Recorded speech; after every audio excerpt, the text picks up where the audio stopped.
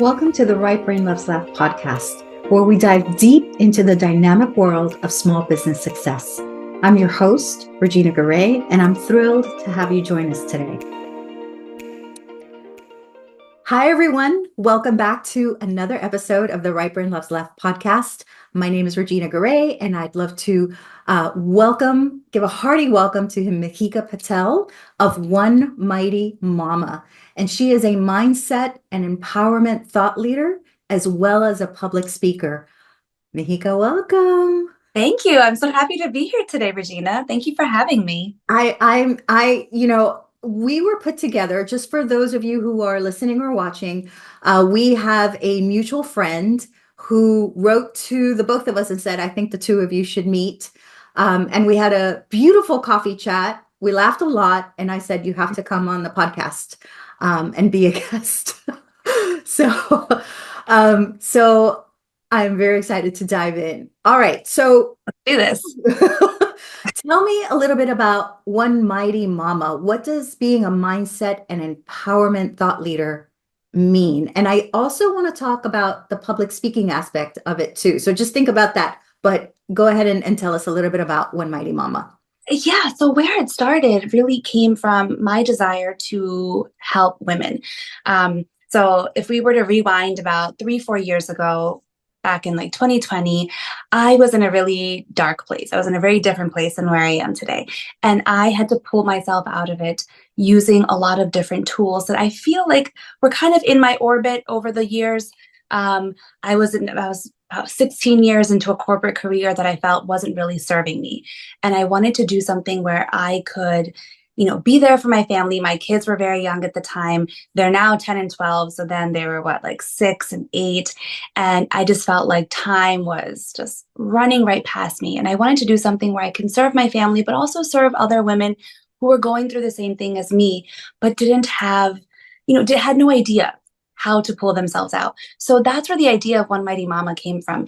And the idea truly is that mightiness doesn't have to be a physical thing. It can 100% be a mental strength.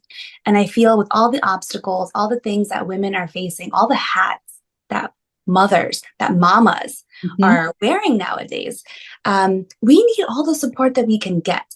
And that's where I like to help them. And I can offer tips like, hey, here's how you can, efficiently do your laundry routine, or here's what you should do before you go to bed. And those are all super helpful. But I think it all starts with what's up here in your mind, with your mindset. If we can clear that up and find a way to help ourselves start our day off on a positive note, then I think everything else just comes together much, much more better. I agreed. And, there's also a lot more hats when you're talking about parenthood, but you're also talking about being a small business owner on top of that. Oh, absolutely. And that has been an education in and of itself. I mean, it was great having a boss who could, take care of some of those other things. But, when you're a small business owner, you are the boss, you are the employee. And as much as I love that, and to be honest, would not trade it for anything else, it has taught me that you are everything, meaning all the responsibilities fall on you. I am the accountant, I am the website developer.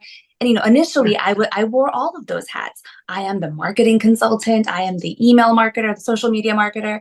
I mean, coming from a girl who had zero social media presence to, posting on a daily, weekly basis was a big leap for me. A lot of people who knew me as, when I was much younger, like in my school years, I was a grade A introvert. And they're like, how is it that you're able to, switch that, turn that switch on and then all of a sudden get in front of like a LinkedIn Live or a Facebook Live or an Instagram Live?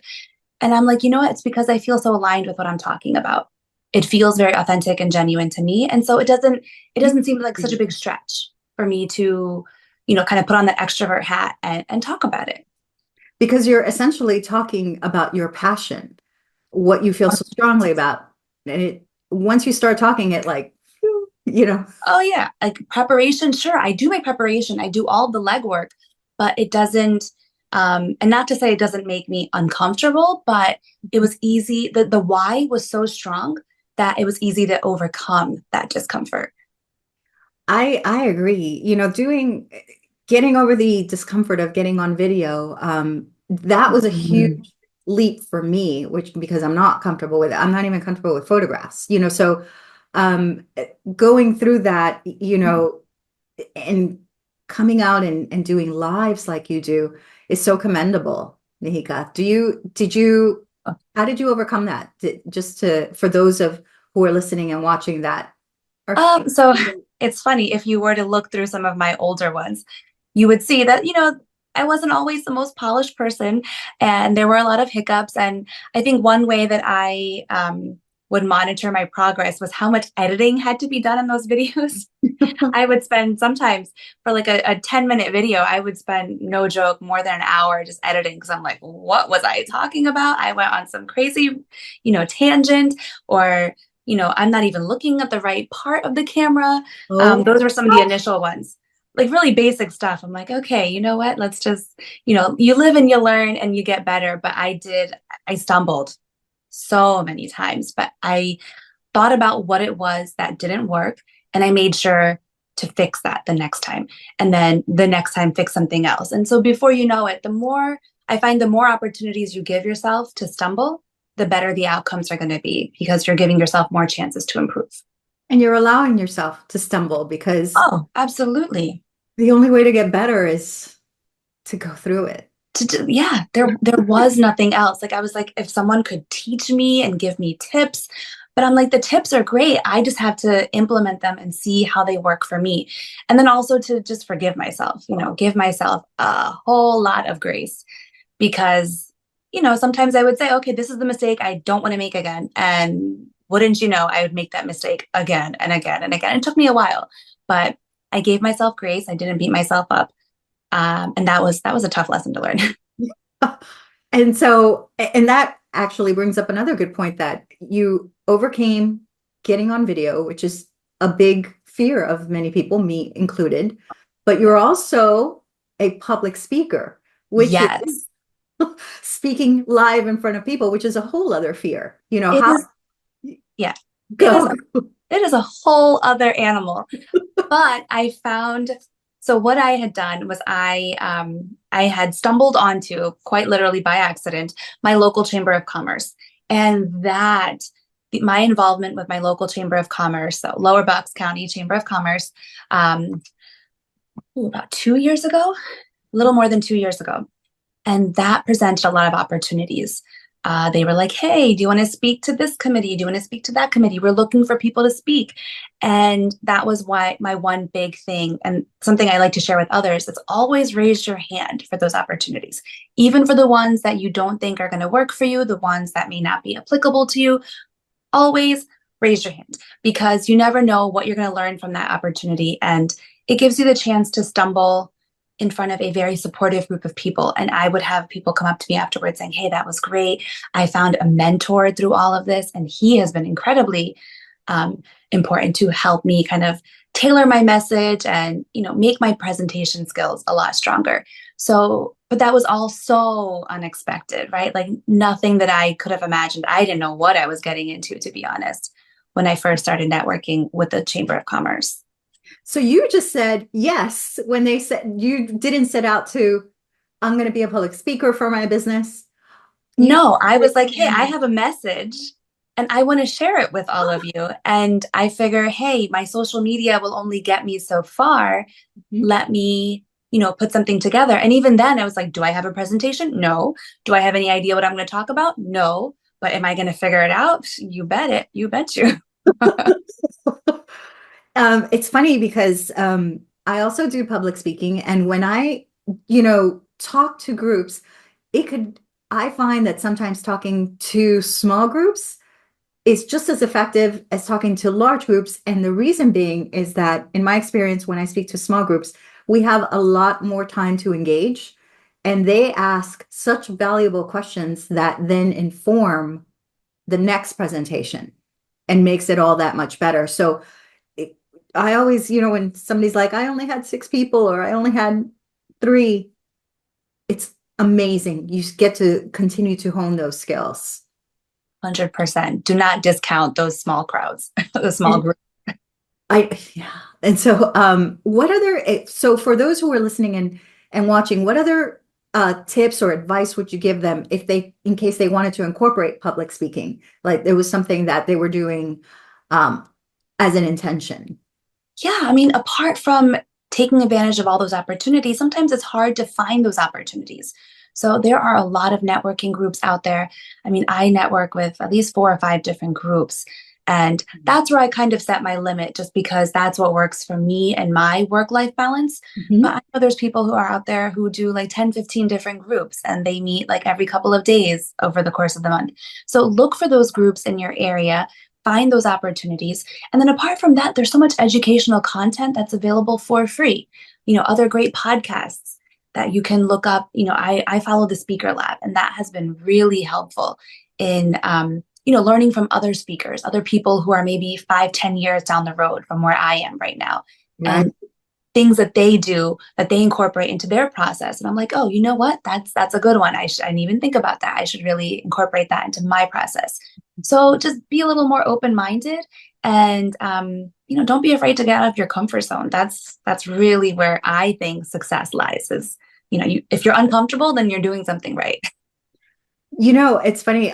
You touched upon something is, the local groups to speak to them, the chamber. And there's also, you and I were talking about earlier, the National Speakers Association joining them. And I have a funny story about that. Okay. So when I first I moved from New York to Florida. When I first moved here, I was setting up my artistic business, and I took on temp jobs. And one of the temp jobs was to be a greeter at the National Speakers Association Oh, yearly conference. And I have never met such a gregarious, out, just extroverted, outspoken, funny, nice set of people as the National Speakers Association. Because, I was registering them and they would come in with their beautiful big personalities. oh It was just like, my.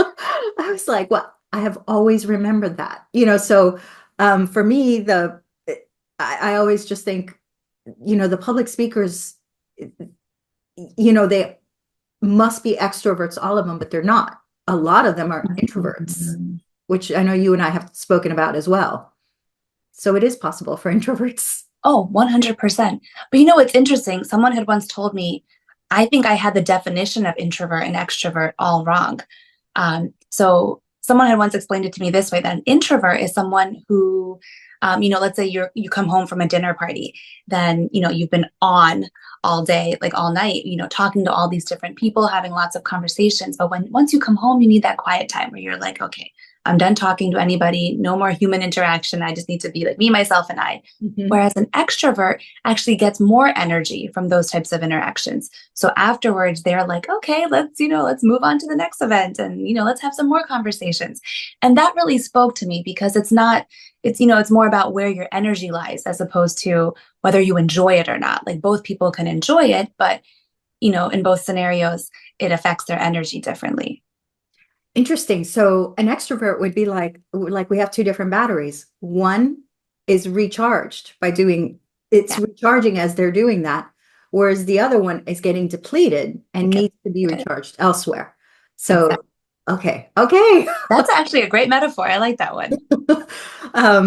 Yeah, I just thought as you were talking about it, that's what was coming to my mind was, Yeah, that's a great way of looking at it. But once I heard it that way, I was like, okay, you know what? This is not a like dislike thing. This is, how it's affecting you and your, internal systems.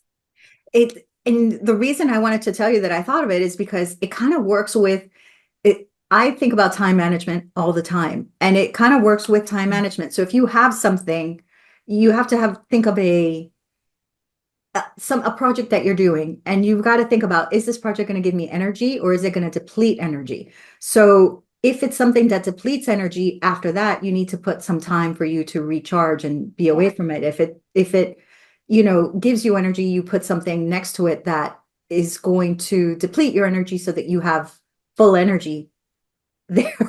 Sorry, it's exactly. just a whole long thing to how It, that. I mean, we could have a whole other podcast about that. Yeah, about how our energy, what feeds us versus what depletes us. Yes. So, okay. So, in terms of One Mighty Mama, do Mhm. you I know that you take clients on as you know, a coach, as a thought leader. Do you solely take on mothers, or do you expand that for your business? Expanded to an extent. And so who I expanded to is I do simply prefer to work with women. Mhm. And the reason for this is because I think we are, there's a lot of different factors that are in that come into play there. But primarily when it comes to mothers, I don't think of them as mothers in the most conventional sense, mothers of children they've birthed or adopted, but touching in more on that nurturing aspect that women have. And Mhm. so whether it is that you're a caretaker for an elderly parent, a grandparent, for your nieces and nephews, for a spouse even, or a partner, someone who brings out that nurturing side in you. And I choose to work specifically with those people in that bucket because I find there is a need for balance.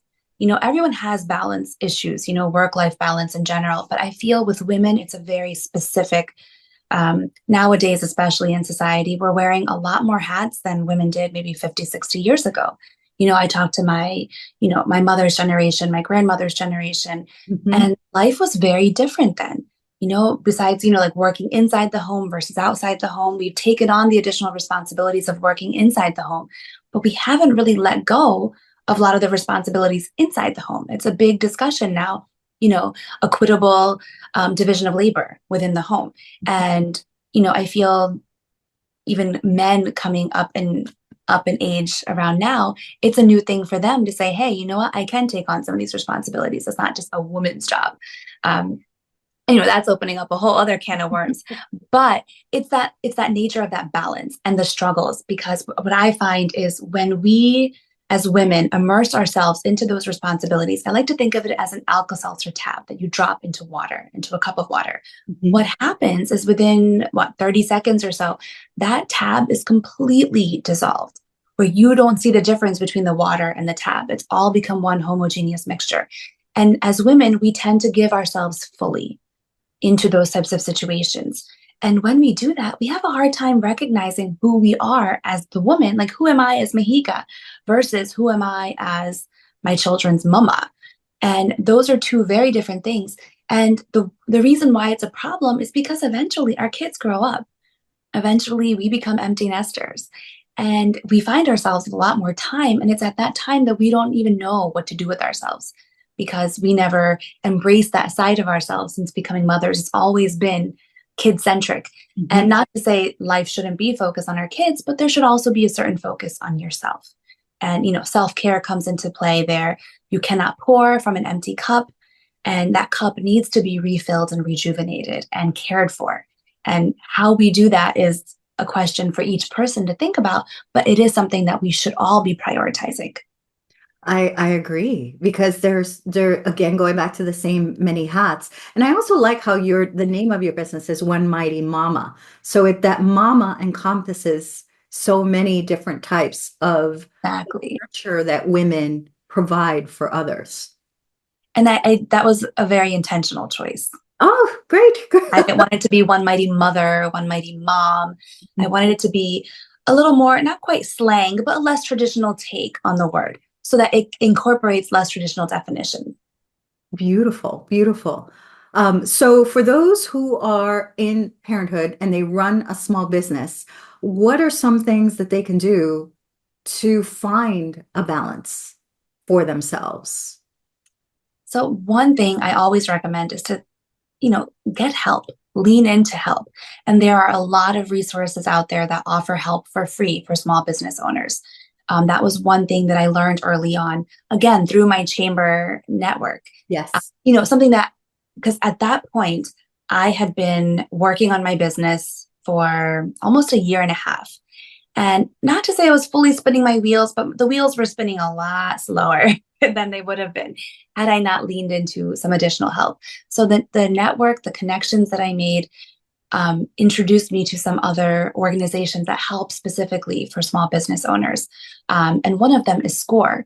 And so, maybe we can talk about that as well. But I have a mentor through SCORE, and they have been incredibly vital to my development on LinkedIn, because that his niche is LinkedIn coaching. But you can find, if you're looking for something else, like in accounting or whatever it may be, ask for that help. Look for it, ask for it, expand your network. That Mhm. is a huge thing. I really can't understate anymore. Like I really can't overstate anymore, because it is that imperative. Expand your network, because your network truly is your net worth. And the things that you learn from people, you may learn things you didn't expect, right? Not everyone is going to be a prospect in terms of, oh, that's a future coaching client right there. Let me talk to them. No, that person may have something else to show you, to share with you, that can help you elsewhere. And with parenthood, my number one priority is always my family. And so how I balance that with making my business a success is to always work smarter, not harder, and always understand that, hey, there's somebody in this room that's smarter than me, that knows a few things that I don't. It's, here's my challenge, is to find that person and talk to them, find those people and learn from them. And that's the kind of challenge I always think about every time I walk into a new room, like a networking event. I love that. I was going to ask you, one of my questions that I had prepared for you was what were some low cost marketing avenues that you use as a small business? And we've been talking about it all, you can certainly add more, but networking is so key to In- yeah, it. incredibly key. Yes, Yes. virtual networking, Mm-hmm. in-person networking, and even finding resources such as Score. I'm a marketing mentor for Score. Oh, there you go. So, Oh, um, that's wonderful. Okay. I love Score. So for those of you who are listening or watching, score.org is where you find mentors. It's 100% free. So if you're looking for, and Mihika, you had a beautiful, I always love to hear from people who have been mentored by Score and you found it invaluable. Oh, all the time. It's been great. And I love the nature of that relationship, because it's very ad hoc. It's like whenever I need to reach out to this person, I can. And it's a 30-minute meeting, but it is like a powerhouse meeting. Like I come out of that meeting with at least 10 takeaways and action items that will totally take my LinkedIn to a whole new level. I love hearing that. That And was it's a great resource. And I never would have known about it if I hadn't been involved in networking. I'm like, the only thing I'm kicking myself in the butt for is I didn't know about it sooner. it's something that you either do know about it or you don't, but it is something that is referred to people. And it's such a help for small business, wherever you are, whether you're launching a business or you're in the middle of it, or Mhm. you want to exit gracefully and you want to know what to do with the business. So, um, Exactly.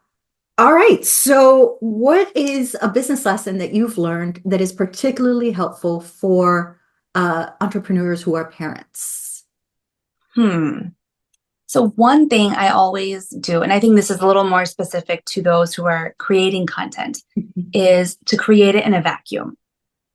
I cannot, underline how important that is, because the one thing I know with parenthood is that, you never know what to expect. I can say, okay, on Fridays, I'm going to be spending my whole day doing content creation. And wouldn't you know, today my son woke up with like 102-degree fever. So he's upstairs sick in bed, but he's feeling a lot better now, Tylenol to the rescue. But, and a little bit of TLC. But, if I had a full day of other work that needed to be done, that wasn't going to happen today. And so I do my work in a vacuum, and I work, again, smarter, not harder. And I use different tools. There are a lot of social media planning tools that help you plan out things on multiple platforms in one go, and you can schedule them out in advance up to like 30 to 60 days. And I love those types of planning tools, because it allows me, I'm not the kind of person who will remember, or I'll just lose sight of it. If I had to go online every single day onto my Instagram, onto my LinkedIn, and think of what to post, I mean, that is like a nightmare come true. And I've done all of those things that way. And I found this is not sustainable, because I would be like married to my phone. I would never have time away from it. I'd constantly be checking those things. Like, did it go up? Did it post properly? Did it post the time I wanted it to post? And I'm like, I'd rather do all that worrying in the space of 1 or 2 days for like 2, 3 months worth of content and then not worry about it again. And then I have time in my schedule. Another thing that I like to do is there's like 5 or 6 key tasks that I think are integral to me and my business. And they range from, tracking my social media, making sure I'm spending time getting myself educated through like LinkedIn learnings. Oh, fun tip for LinkedIn learnings, you can get a free subscription to it through your local library. So something to think about there. Another Discovered that low this week. cost. I just I'm sorry. discovered that this week. Yeah, yeah. My sister-in-law told me this like a year ago, and I'm like, you've got to be kidding me. I've been thinking about investing in it, and I'm so glad I didn't. But anyway, so other low cost, no cost tools for small business owners, but you get a lot. I mean, there's a lot out there. It's just a matter of finding it. But so I have those 5 or 6 key tasks, and I only devote one day a week to them instead of having them all floating around in my mind every single day. Oh my God, am I going to get to it? Am I going to get to it?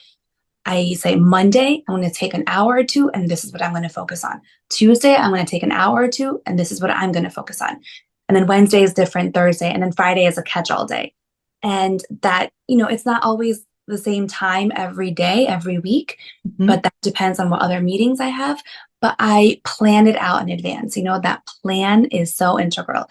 And there's some weeks where I don't get to it. And then I swap Monday with Wednesday, or, everything happens on Friday. Nothing happens on the first 4 days of the week. But I give myself that grace. And I think that is the number one tip right there. Give yourself grace and, don't be too hard on yourself. But with a good amount of planning, you can be very successful.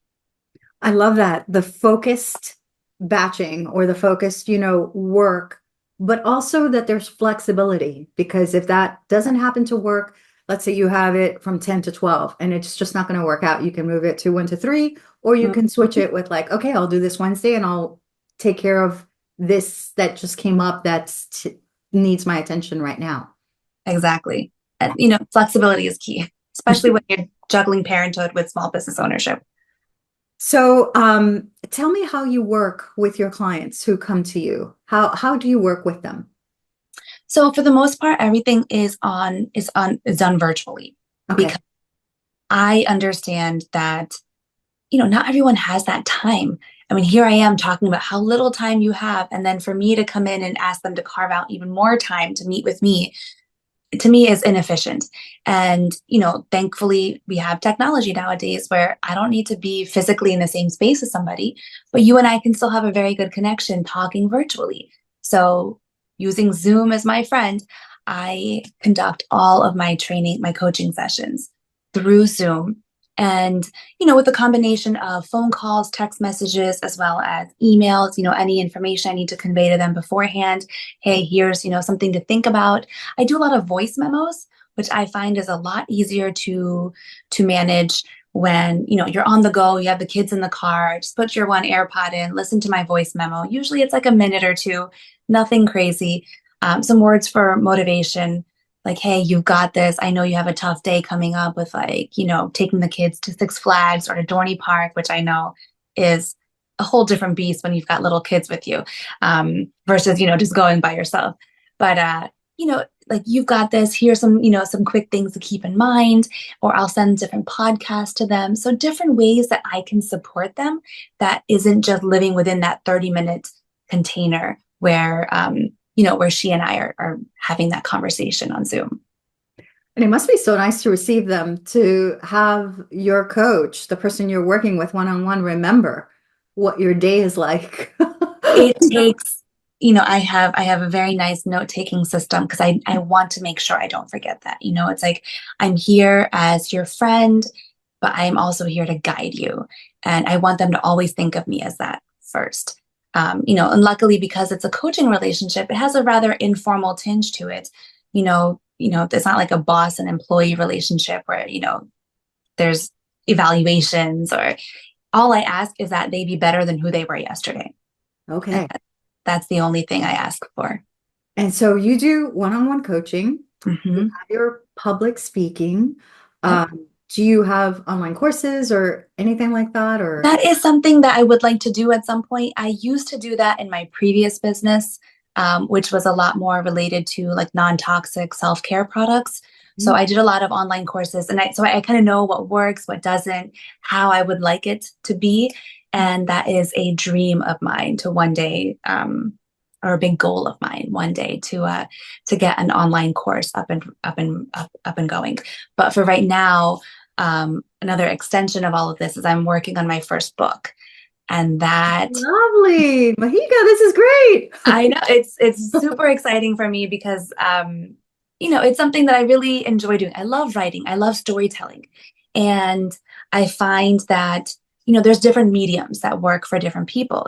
Some people are, they love the auditory, like the audio side of things. So podcasts, Yes. watching videos is always very helpful. But I'm like, unless somebody wants to hear me talk for like 2 hours, because I have a lot to say on a lot of different topics, it's not sustainable, right? And it's not practical either.